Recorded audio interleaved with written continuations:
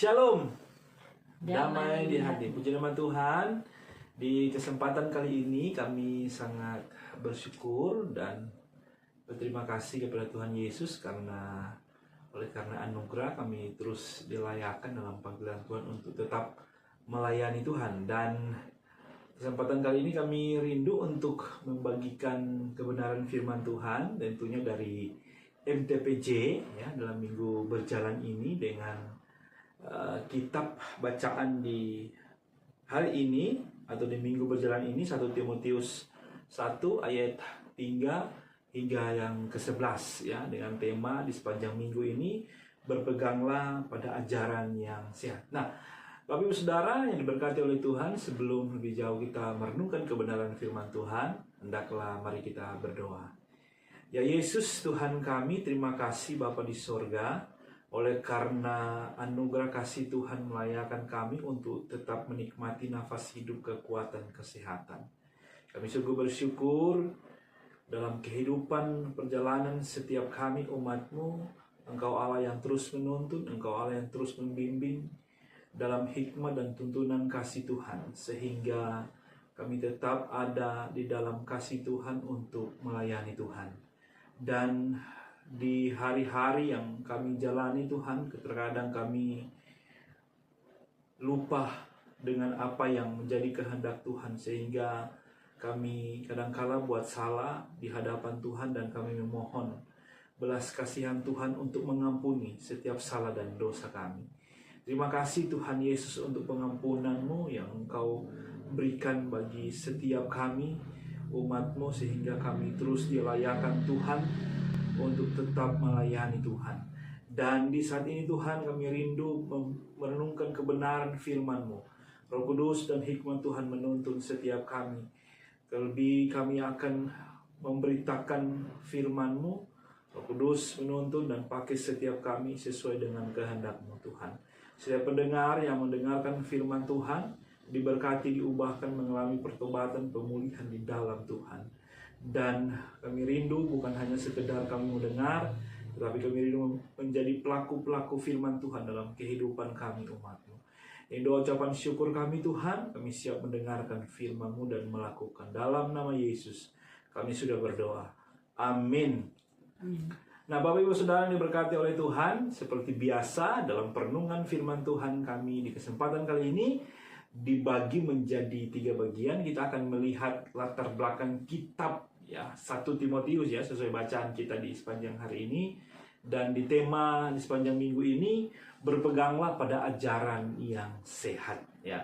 Dan yang kedua, pesan teks ya.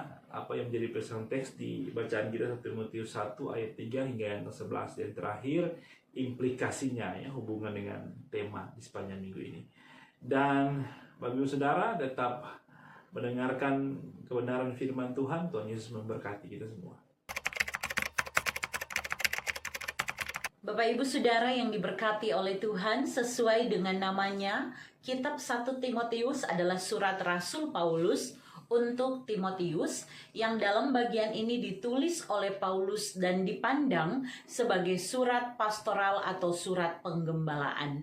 Timotius artinya saleh dan menghormati atau memuliakan Allah. Ia berasal dari Listra dengan ibu seorang Yahudi dan ayah seorang Yunani. Dapat kita baca di Kisah Para Rasul 16 ayat 1. Ibunya maupun neneknya Lois itu telah menjadi percaya, dan mereka lah yang mengajarkan Timotius mengenai kitab suci, sehingga pastinya sejak dari kecil Timotius sudah mendengarkan pengajaran yang benar, pengajaran yang sehat.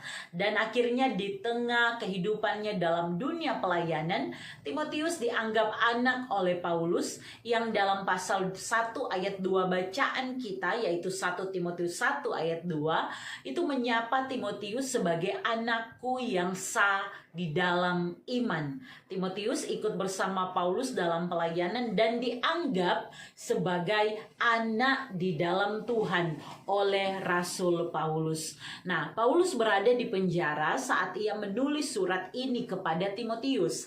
Dalam pasal 1 ayat 3 dapat dibaca bahwa Timotius pada waktu itu sedang berada di Efesus, sebuah kota kecil yang penting di Asia Kecil, sebagaimana sudah kami jelaskan dalam latar belakang bacaan MTPJ beberapa minggu yang lalu dengan tema bacaan kitab Efesus.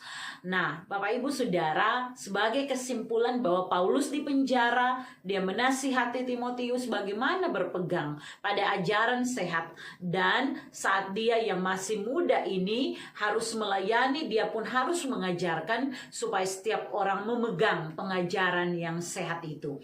Masalah-masalah yang terjadi di jemaat Efesus ikut disentil, diantaranya mengenai ajaran sesat.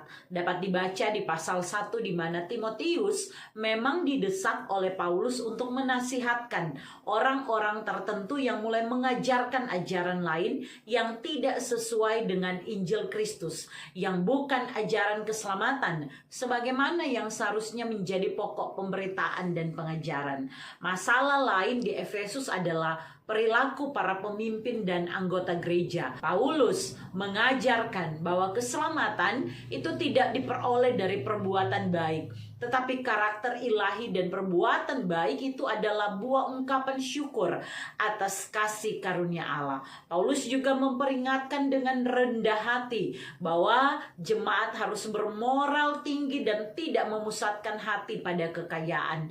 Dia menjabarkan persyaratan untuk para penilik dan diaken, dan juga Paulus membawa para pemimpin jemaat yang mampu membawa jemaat pada pertumbuhan iman, bahwa sekalipun di tengah berbagai pengajaran palsu, mereka harus tetap maju dan mereka kokoh di dalam iman kepada Tuhan Allah. Bapak Ibu Saudara, secara khusus pada bagian firman hari ini kita akan melihat sebuah teks yang berisi nasihat Paulus kepada Timotius sebagai pemimpin umat untuk mengatur pelayanan dengan orang-orang yang mengajar atau mengikuti ajaran sesat. Maka sebagaimana tema MTPJ Minggu Berjalan, apa yang dituliskan akan menunjukkan harapan Paulus kepada Timotius maupun kepada jemaat di Efesus dan kita pembaca di saat ini. Karena sekalipun menerima dalam hal ini penerima utama surat ini memang Timotius, kita tahu bahwa fokus surat ini bukan hanya menyangkut diri Timotius, melainkan tentang tugas penggembalaan dan pelayanan gerejawi. Rasul Paulus sadar betul bahwa dengan membina dan menumbuhkan Timotius secara tidak langsung, dia membina dan mengembangkan anak-anak rohaninya yang lain, yaitu para anggota jemaat di Efesus, termasuk kita semua gereja yang ada di hari ini. Bapak Ibu Saudara, teks bacaan kita hari ini dalam 1 Timotius pasal 1 ayat 3 sampai ayat yang ke-11 oleh Lembaga Alkitab Indonesia diberikan judul mengenai ajaran sesat. Ini dapat dibagi menjadi beberapa bagian penting. Pertama, ayat 3 sampai 4, jemaat yang terpengaruh ajaran sesat. Ayat 5, tujuan nasihat Paulus. Ayat 6 sampai 7, orang yang sesat, dan ayat 8 sampai 11, pengajaran mengenai hukum Taurat. Mari kita bahas bagian-bagian ini. Pertama, ayat 3 sampai 4, jemaat yang terpengaruh ajaran sesat. Bapak Ibu Saudara, setelah Paulus berbicara dalam pengantar surat ini kepada Timotius, Paulus menuliskan bagaimana pesannya saat hendak meneruskan perjalanan ke wilayah Makedonia. Sebuah pesan yang menuliskan keprihatinannya sebagai rasul, yaitu saat melihat keadaan di jemaat tempat anak rohaninya berada. Paulus melihat jemaat Efesus ada berkeliaran guru-guru palsu, dan Paulus melihat ini akan mengancam iman sejati umat. kepada Tuhan. Ayat 3 bicara bahwa tinggalnya Timotius di Efesus adalah karena desakan Paulus secara personal, yaitu dengan misi secara universal, yaitu untuk pertumbuhan jemaat di dalamnya, menasihatkan orang-orang tertentu. Artinya memang tidak semua, tetapi pasti ada, yaitu mereka yang mengajarkan ajaran yang lain, heterodidaskaleo. Patokan Paulus adalah ajaran keselamatan di dalam Yesus Kristus, dan selain itu berarti ajaran lain. Paulus tahu kondisi yang ada di jemaat Efesus yang multi etnis, multikultural, multi agama dan sebagainya. Ini adalah sebuah penyebab munculnya ajaran-ajaran lain tersebut. Paulus tahu bahwa ada ajaran Gnostik yang begitu menonjol di jemaat Efesus. Gnostik adalah pengajaran yang mencampur adukan antara filsafat, mitos, silsilah, dan antropologi kontemporer.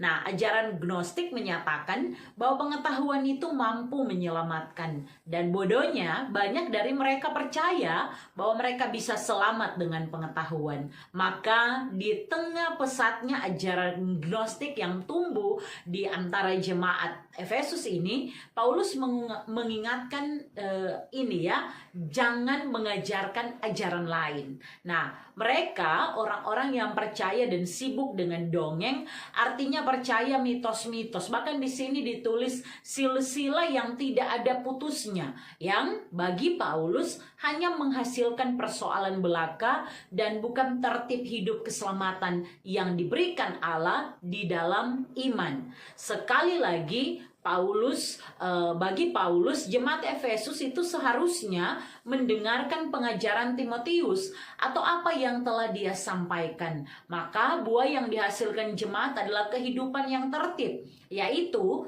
ketaatan pada keselamatan oleh Allah karena iman. Selain itu, maka jangan didengarkan. Artinya semua di luar pengajaran itu, di luar pengajaran tentang Yesus, dan pastinya itu semua tidak menyelamatkan atau adalah ajaran yang sesat. Kedua, kita melihat ayat 5, ini bicara tentang tujuan nasihat Paulus. Pada bagian ini Paulus simpulkan DP tujuan nasihat, yaitu yang pertama bicara tentang kasih. Kasih yang Paulus maksud adalah kasih yang murni. Itu timbul dari hati yang suci. Bicara tentang kasihnya kepada jemaat dan bagaimana seharusnya kasih Timotius juga kepada jemaat, dan selanjutnya kasih jemaat kepada Allah dan sesama anggota gereja. Tujuan nasihat ini adalah agar kasih itu, agar Timotius juga memberikan nasihat, maka disampaikan dengan kasih agar mereka yang disebut orang-orang tertentu ini segera sadar dan berbalik. Nah, kemudian yang kedua, kita bisa lihat ya Bapak Ibu bahwa catatannya dari hati nurani yang murni. Artinya ketulusan dan tidak ada maksud lainnya. Semata-mata Paulus sampaikan untuk memberitakan ajaran yang sehat dan menyadarkan jemaat. Bahkan yang mesti dipegang yaitu ajaran yang sehat dan bukan sebaliknya yang menyesatkan. Kemudian yang ketiga, iman yang tulus ikhlas. Artinya bahwa harapan dari Paulus, jemaat bertumbuh dalam iman yang tulus. Ndak dualisme, ndak maksud khusus. Membaca iman yang tulus ikhlas. Di sini ada dua kata penting, yaitu iman dan kemudian ketulusan atau keikhlasan. Nasihat yang diberikan dari iman artinya adalah dalam setiap hal, nasihat yang diberikan itu tidak menyimpang dari kebenaran di dalam Injil.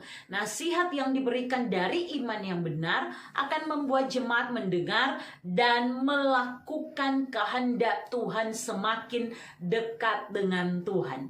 Selain itu, nasihat juga diberikan dengan ketulusan atau keikhlasan.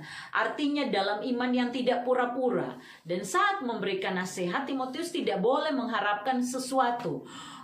Misalnya keuntungan ya, atau sesuatu untuk kepentingan diri sendiri, apalagi ajaran yang malah menyesatkan demi keuntungan pribadi. Dan begitu pun saat jemaat mau saling menasihati sebagai sesama jemaat, Iman yang tulus ikhlas adalah iman yang tertuju kepada Allah saja dan tanpa kepura-puraan. Bapak Ibu Saudara, selanjutnya yang ketiga ayat 6-7, orang yang sesat. Perbandingannya dengan ayat 5. Bagian ini menunjukkan bahwa ada orang yang tidak sampai pada tujuan itu. Mereka sesat atau malah ikut yang salah. Pada omongan-omongan yang sia-sia. Ajaran yang tidak benar, sesat, salah, tanpa arti. Bagi Paulus, dorang berlagak tahu sebenarnya ingin tahu apa-apa. Mereka ingin jadi pengajar atau guru hukum Taurat dengan banyak kata-kata tampil di depan umum, tapi mereka sendiri tidak tahu tentang pokok-pokok pengajaran yang mereka sampaikan. Itu tidak mereka pahami. Nah, selanjutnya yang terakhir keempat, ayat 8-11 mengenai pengejaran, mengenai hukum Taurat.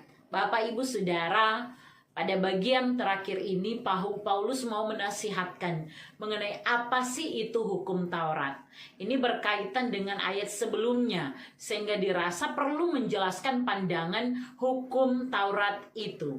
Kita lihat bahwa di ayat 8 Paulus menegaskan bahwa hukum Taurat itu baik.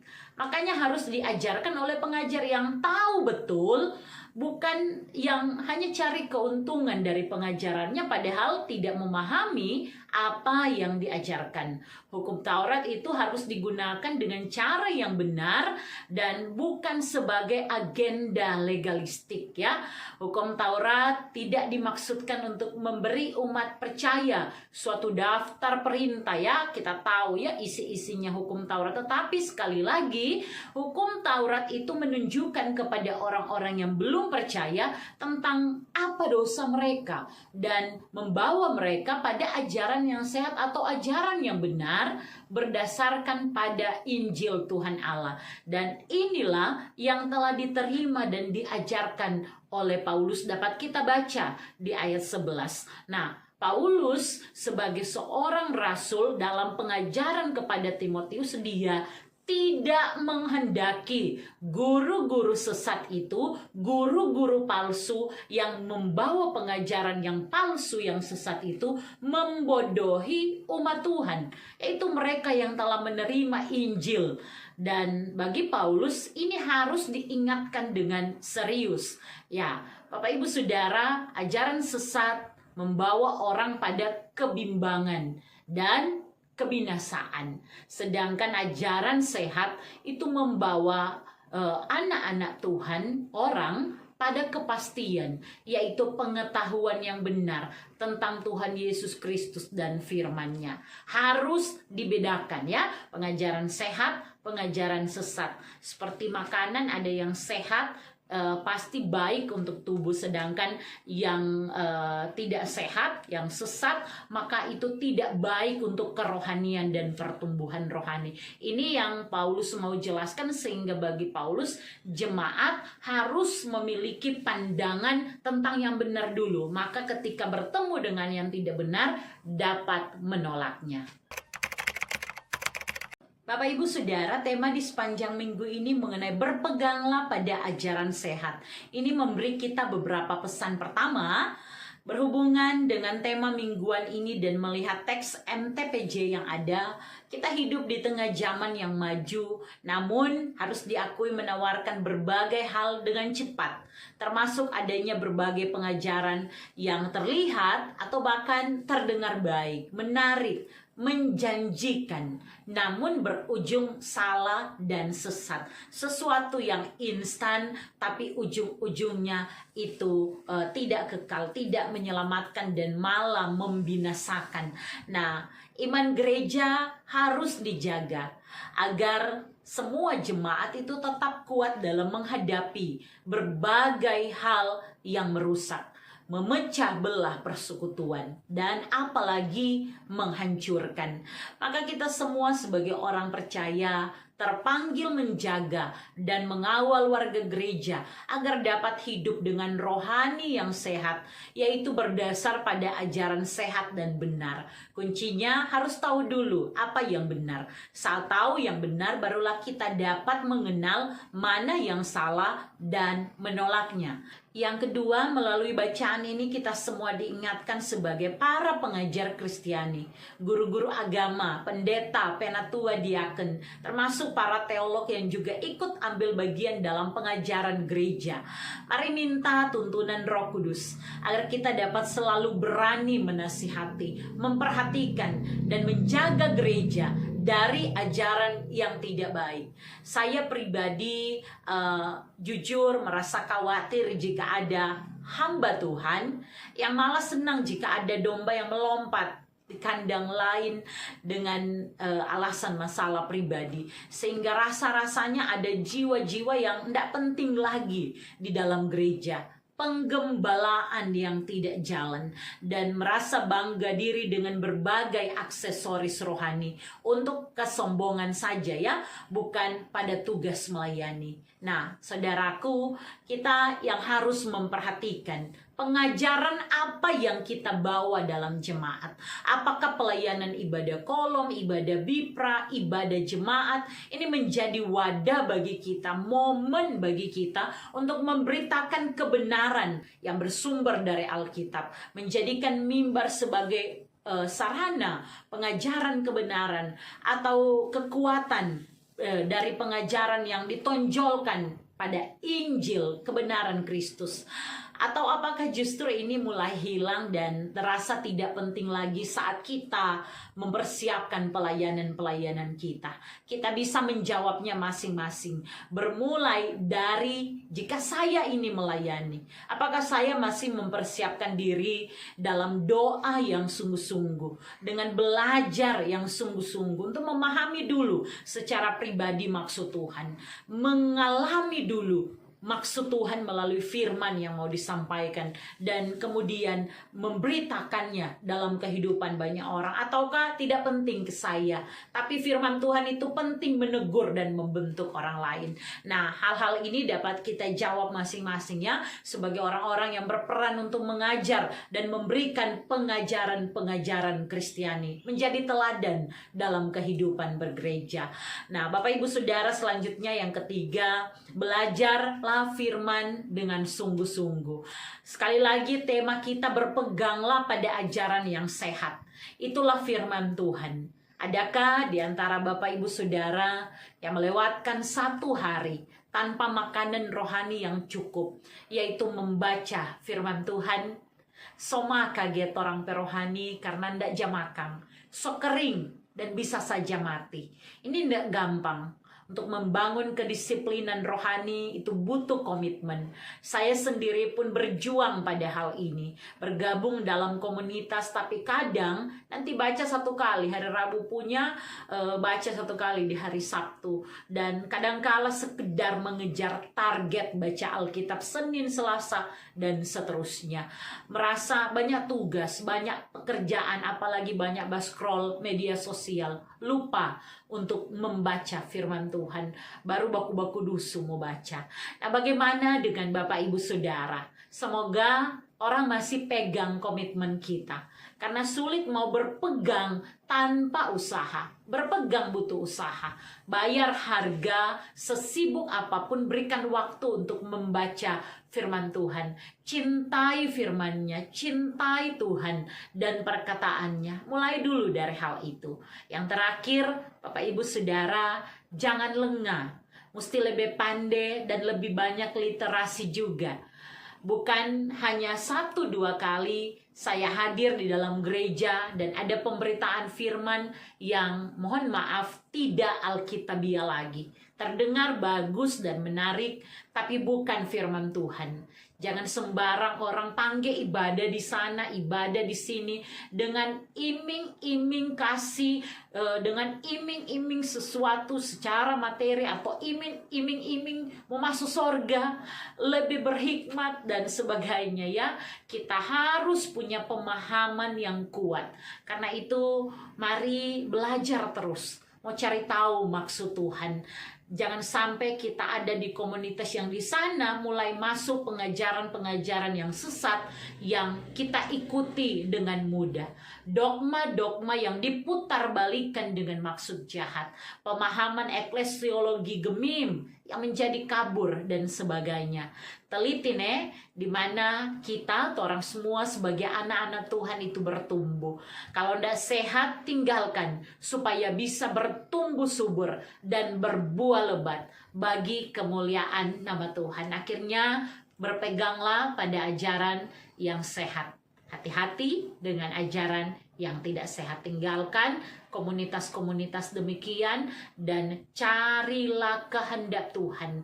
Maka dengan hikmat Tuhan, pertolongan Roh Kudus Tuhan, hikmatnya menuntun kita untuk mengerti mana yang baik, mana ajaran yang sehat untuk kita lakukan, dan mana yang tidak baik, yang tidak benar, ajaran yang sesat yang seharusnya tidak kita dengarkan dan kita tolak. Terima kasih untuk kesediaannya mendengarkan renungan di kali ini. Semoga menjadi referensi bagi kita dalam mempersiapkan khotbah, tapi juga ini akan membawa perubahan kehidupan bagi kita pribadi lepas pribadi. Tuhan Yesus memberkati. Iya, Bapak Ibu Saudara yang diberkati oleh Tuhan, itulah pemberitaan firman Tuhan yang dapat kami sampaikan. Kami percaya dan yakini akan menjadi berkat bagi Bapak Ibu Saudara ya. Dan akhirnya kita harus berpisah, kita akan berjumpa nanti minggu depan. Dan sebelum itu silakan hambanya untuk menutupi dalam doa. Bapak Ibu Saudara, mari kita berdoa. Tuhan Yesus, kami bersyukur untuk hari ini. Terima kasih untuk firman-Mu. Ajar kami setia untuk melakukan kehendak-Mu. Dalam setiap keterbatasan kami Tuhan, kami mau bergantung penuh kepada Tuhan. Tuhan menolong kami semua. Sehingga setiap perkataan firman akan memotivasi kami. Terlebih khusus setiap pendengar di media YouTube ini. Dan mereka punya kekuatan untuk melangkah di tengah perjalanan kehidupan mereka. Setiap kami, Tuhan pulihkan, ubahkan untuk semakin hari semakin cinta Tuhan dan mengasihi sesama. Kami semakin cinta akan kehendak Tuhan. Maka kami mau merenungkan firman-Mu baik siang maupun malam. Dan itulah pegangan kami, pengajaran yang sehat, pengajaran yang benar, yang bersumber daripada Tuhan. Terima kasih Bapa di sorga, dalam keadaan yang sakit, dalam keadaan berduka, setiap pendengar Tuhan akan pulihkan, sembuhkan, berikan penghiburan. Tapi juga di tengah setiap sukacita, biar terus ada ungkapan syukur hanya kepada Tuhan. Buat kami tetap berpengharapan kepada Tuhan, karena kami tahu pengharapan di dalam Tuhan tidak pernah mengecewakan. Terima kasih Tuhan, ini syukur kami. Dalam nama Tuhan Yesus kami berdoa. Amin. Amin. Ya Bapak Ibu Saudara, pada akhirnya sampai jumpa. Tuhan Yesus memberkati.